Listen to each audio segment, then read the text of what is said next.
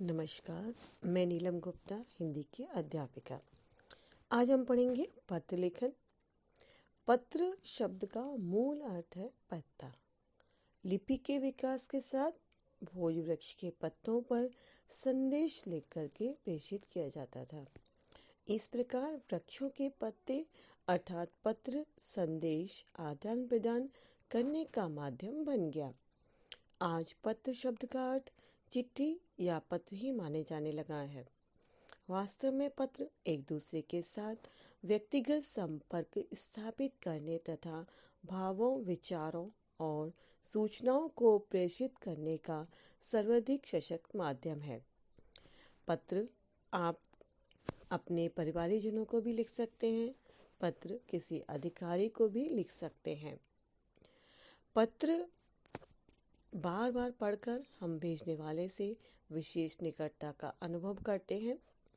सरकारी तथा व्यापारिक पत्रों का महत्व और भी अधिक होता है, क्योंकि ये पत्र अभिलेख बन जाते हैं। वहीं महापुरुषों, लेखकों, साहित्यकारों आदि के पत्र तो अमूल्य धरोहर माने जाते हैं और पुस्तकों के रूप में प्रकाशित भी किए जाते हैं। यद्यपि आज के युग में मोबाइल फ़ोन का आदि के विकास से जो पत्र व्यवहार है थोड़ा कम हुआ है, लेकिन पत्रों का हमारे जीवन में अपना अलग महत्व है। पत्र आज व्यापार तथा व्यवसाय का महत्वपूर्ण अंग बन चुके हैं। वहीं ये आधुनिक युग के अनुसार परिवर्तित रूप में भी ईमेल, एसएमएस आदि के रूप में भी धारण कर चुके हैं। पत्र मानवीय संबंधों में सेतु का काम करता है। पत्र अपने मन की भावनाओं को वाणी देने का सबसे उत्तम साधन है। कई बार संकोच, भय अथवा अन्य किसी कारण से हम अपने विचार किसी व्यक्ति के सामने प्रकट नहीं कर पाते, तब पत्र एक अच्छे दूत का काम करता है। आजकल तो महानगरीय जीवन की व्यस्तता व समय की विवशता के कारण पत्र लेखन का महत्व और बढ़ता जा रहा है। पत्र लेखन एक उपयोगी कला है। इसमें कोई भी आडंबर, कोई भी छिपाव नहीं होता। हम अपने मनोभावों को निसंकोच प्रकट कर सकते हैं। इसलिए पत्र मानव के सुख दुख का सजीव संवाद तो है ही, वह पत्र लेखक के व्यक्तित्व का प्रतिबिंब भी होता है। पत्र में लेखक सहज ढंग से बातचीत करता है तथा बातचीत में अपनी रुचियों, आदर्शों और मान्यताओं को वाणी भी देता है। आम लोगों की यह धारणा है कि पत्र लिखने में किसी तरह का कोई प्रयास नहीं करना पड़ता, लेकिन वास्तव में पत्र लेखन भी एक कला है। यह वह माध्यम है जिसके द्वारा व्यक्ति अपने परिजनों के बीच अपने हृदय के भावों को अभिव्यक्त कर संतोष प्राप्त करता है। यह वही साधन है जिसके माध्यम से दूसरों के दिलों पर विजय प्राप्त की जा सकती है। अतः पत्र लिखना एक ऐसी कला है जिसके लिए बुद्धि और ज्ञान की परिपक्वता, विचारों की विशालता, विषय का ज्ञान, अभिव्यक्ति की शक्ति और भाषा पर नियंत्रण की आवश्यकता है। इसके बिना हमारे पत्र अत्यंत साधारण होंगे, वे किसी को प्रभावित भी नहीं कर पाएंगे, हमारी अल्प छोटी बुद्धि का भी प्रतीक बन जाएंगे। पत्र केवल हमारे कुशल समाचारों के आदान प्रदान का ही माध्यम नहीं है, बल्कि उनके द्वारा आज के वैज्ञानिक युग में संपूर्ण कार्य व्यापार चलता है। व्यावसायिक क्षेत्र में भी आज पत्रों का महत्व बढ़ता जा रहा है। पत्र व्यवहार व्यवसाय का एक अनिवार्य अंग बन गया है। इसलिए पत्र लेखन में अत्यंत सावधानी बरतनी चाहिए। पत्र लेखन जैसा बताया एक कला है, ये उपयोगी कला, वही दूसरों के लिए यह एक ललित कला भी है, क्योंकि इसमें मानव मन की रागात्मक अनुभूतियों की सहज अभिव्यक्ति संभव है। पत्र से व्यक्ति की अभिव्यक्ति क्षमता के साथ उसका संपूर्ण व्यक्तित्व प्रतिभाषित होता है। पत्र संबंध हमारी कल्पना से नहीं, बल्कि जीवन के यथार्थ से है। तो सबसे पहले हम ये जानेंगे कि पत्र की विशेषताएं क्या होनी चाहिए? तो एक अच्छे पत्र में, पत्र चाहे किसी भी प्रकार का हो, उसमें स्पष्टता होनी चाहिए, सरल भाषा होनी चाहिए, शब्दों का चयन सावधानी पूर्वक होना चाहिए, वाक्य की रचना सरलता पत्र को प्रभावशाली बनाती है।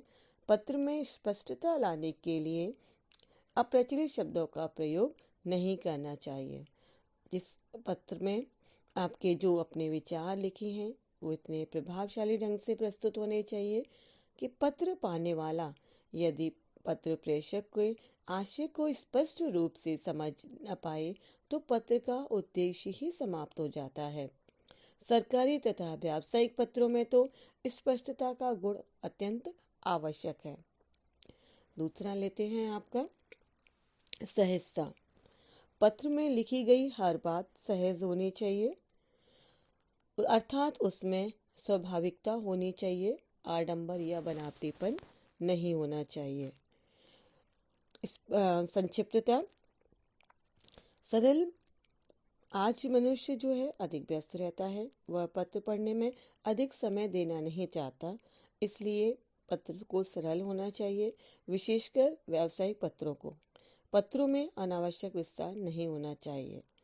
पत्रों की भाषा सरल, सीधी, स्वाभाविक, स्पष्ट, इसमें कठिन शब्द या साहित्यिक भाषा का प्रयोग नहीं करना चाहिए। उलझी हुई, अस्पष्ट तथा जटिल भाषा के प्रयोग से पत्र नीरस और प्रभावहीन बन जाता है। आकर्षकता। व्यावसायिक पत्र सुंदर तथा आकर्षक होने चाहिए। लिखते समय स्वच्छता पर विशेष ध्यान देना चाहिए। मौलिकता। मौलिकता पत्र की विशेषता होती है। पत्र में घिसे पिटे वाक्यों के प्रयोग से बचना चाहिए। पत्र लेखक को पत्र में स्वयं के विषय में कम तथा प्राप्तकर्ता के विषय में अधिक लिखना चाहिए। आप कह सकते हैं कि पत्र में मौलिकता में नयापन होना चाहिए। यद्यपि पत्र में सामान्यतः वही बातें होती हैं जो प्रतिदिन घटती रहती हैं, लेकिन उन्हें लिखने का ढंग नया होना चाहिए जिससे प्राप्तकर्ता पत्र को भली भांति पढ़ सके। भाषा। पत्र में सरल, सहज तथा प्रभावमयी भाषा का प्रयोग करना चाहिए। भाषा में सरलता व स्पष्टता होनी चाहिए। वहीं शब्द का प्रयोग सहज तथा वाक्य छोटे छोटे होना चाहिए। शालीनता। पत्र में शालीनता का विशेष ध्यान रखना चाहिए।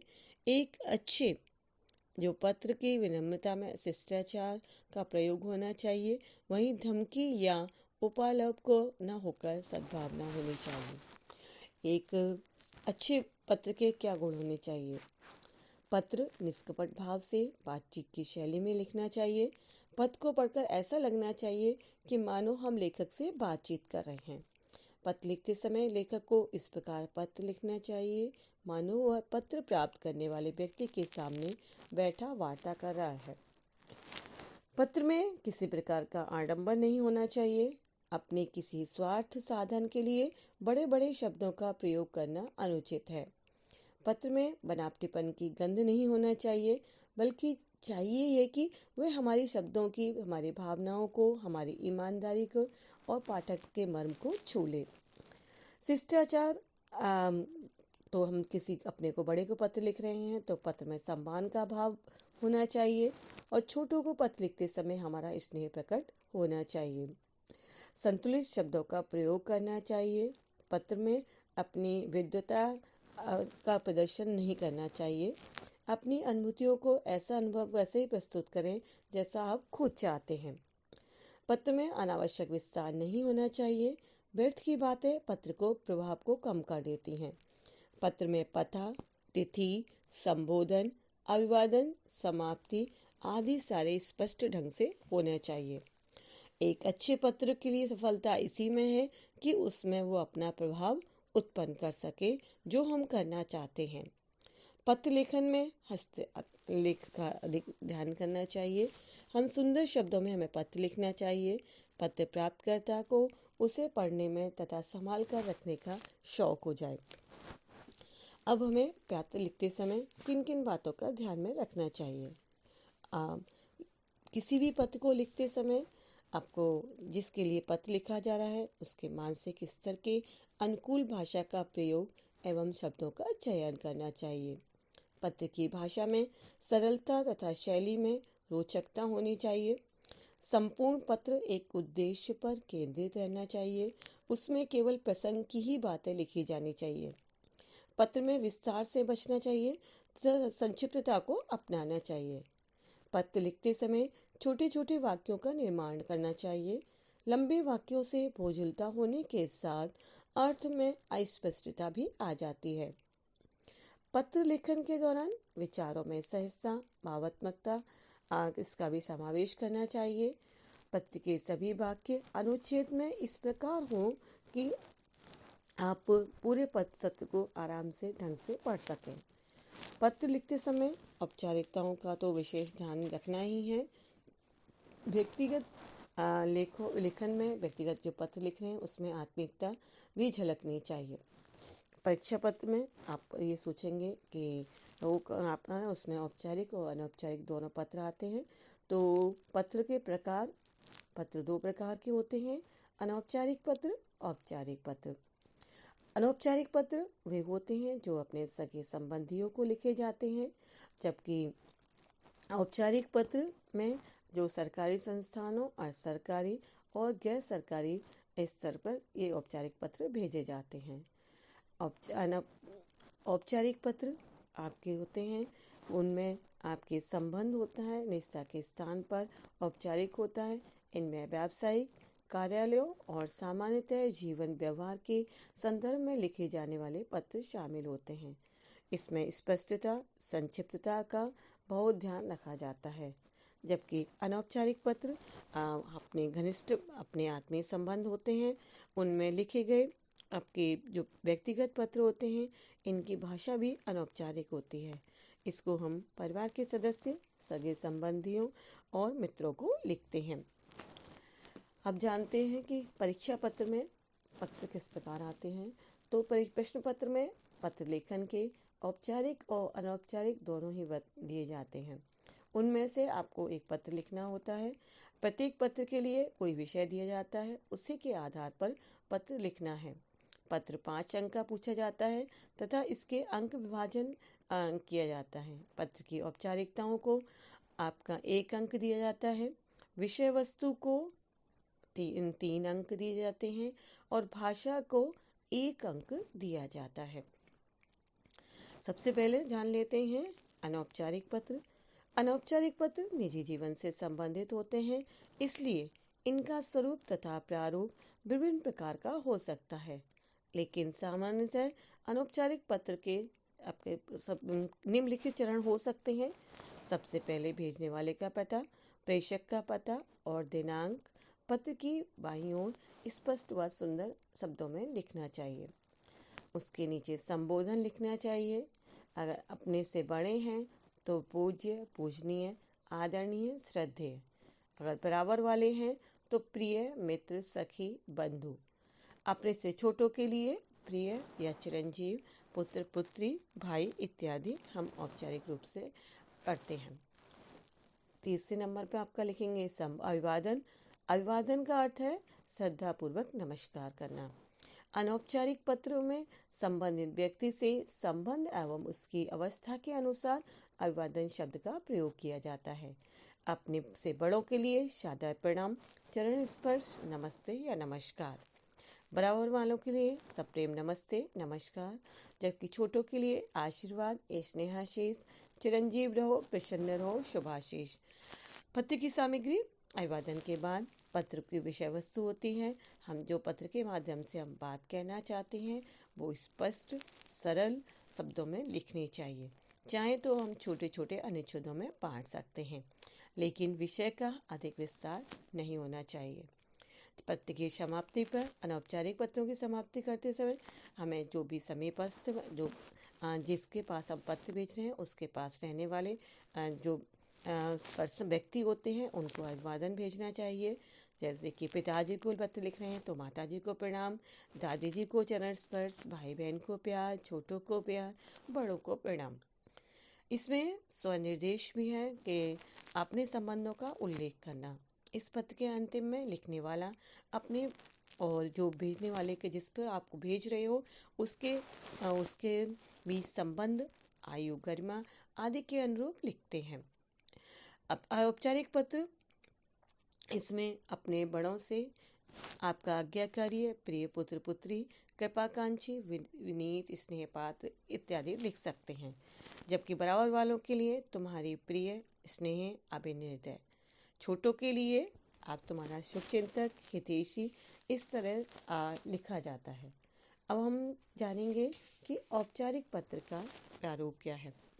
तो औपचारिक पत्र, जैसा कि आपको पता है कि औपचारिक पत्र औपचारिक पत्रों में आपको 4 प्रकार के होते हैं: आवेदन पत्र, व्यावसायिक पत्र, सरकारी पत्र, अव्यावसायिक संस्थानों के साथ पत्राचार। आवेदन पत्रों के माध्यम से उच्च अधिकारी की आवेदक अपनी दशा को सूचित करता है, साथ ही किसी प्रकार की मदद के लिए प्रार्थना करता है। इन पत्रों की निम्नलिखित विशेषताएं हैं: विनम्रता व शिष्टता प्रदर्शन करना, अनावश्यक विचार पर ध्यान न देते हुए अपनी बात को संक्षेप में पूरा करना, और पूर्णता का भी विशेष ध्यान रखना चाहिए। कोई भी महत्वपूर्ण बात छूटनी नहीं चाहिए। आवेदन पत्र तथ्यों पर आधारित होने चाहिए। जबकि दूसरा, व्यावसायिक पत्र, व्यापारियों को सामान की खरीद के लिए लिखे जाने वाले पत्र व्यावसायिक पत्र कहलाते हैं। विभिन्न व्यावसायिक संगठनों के बीच होने वाला पत्र व्यवहार इसी वर्ग में आता है। व्यावसायिक संस्थान अपने ग्राहकों की शिकायतों को दूर करने के लिए, अपने नए माल की जानकारी के लिए व्यावसायिक पत्रों का प्रयोग करते हैं। इसमें ध्यान रखना है उपभोक्ता, व्यापारिक संस्थान, बैंक, बीमा कंपनी, सरकारी कार्यालय अथवा गैर सरकारी कार्यालय। व्यावसायिक पत्रों की विशेषताएं, इसमें स्पष्टता होनी चाहिए, पूर्णता, संक्षिप्तता, सद्भावना, शिष्टता, प्रभाव उत्पाद। तो ये सारी चीजें पत्र लेखन में होनी चाहिए। सरकारी पत्र को शासकीय पत्राचार भी कहते हैं। सरकारी पत्राचार निम्न विभागों में व्यक्तियों के मध्य होता है: विभिन्न सरकारी विभाग, सरकार व विभिन्न संस्थाएं, सरकार तथा सरकार के बाहर के लोगों के मध्य। अव्यावसायिक संस्थाओं के मध्य पत्राचार, ये सभी संस्थाएं जो व्यावसायिक कार्यों में संलग्न नहीं हैं, उनके द्वारा भेजे जाने वाले पत्र या उनके द्वारा किसी व्यक्ति को लिखे जाने वाले पत्र उनके इस वर्ग में आते हैं। धार्मिक, साहित्यिक तथा आध्यात्मिक क्रियाकलापों से संबंधित अनेक संस्थाएं जैसे सनातन धर्म समाज, आर्य समाज, हिंदी साहित्य सम्मेलन, पतंजलि योग पीठ, भारतीय हिंदी परिषद आदि इसी वर्ग में आते हैं। तो आपके पत्र में अगर औपचारिक पत्र हैं तो उसमें सबसे पहले, क्योंकि पहले तो सबसे वही लिखना पड़ता है कि आप कहाँ से पत्र लिख रहे हैं। जब आप परीक्षा दे रहे हैं तो जो उस स्थान को हम कहीं पर भी हो, वो स्थान आपका परीक्षा भवन होगा। तो सबसे पहले परीक्षा भवन, क्योंकि पत्र में नाम नहीं लिखा जाता है तो इसलिए परीक्षा भवन, आवासन नगर, फिर उसकी ये सब आपका बाईं ओर आएगा और उसमें फिर तारीख डालेंगे। तो परीक्षा भवन, आवासन नगर, तारीख, और फिर आपको पत्र किस संस्था को भेजना है, संपादक को भेजना है या किसी अधिकारी को भेजना है, तो उसका इस तरह से लिखेंगे। सेवा में ये सभी आपका एक ही क्रम में आएगा। सेवा में जिला शिक्षा अधिकारी आपका उत्तर प्रदेश या राजस्थान। फिर उसके बाद विषय लिखेंगे। विषय आपका कुछ भी हो सकता है। अगर आप अधिकारी को, शिक्षा अधिकारी को लिखेंगे तो प्राथमिक शिक्षक के पद के लिए, ठीक है। तो फिर लिखेंगे आप उसको संबोधित करके, अभिवादन करेंगे मान्यवर महोदय करके। इसके बाद आप अपना जो विषय वस्तु है पूरी लिखेंगे। विषय वस्तु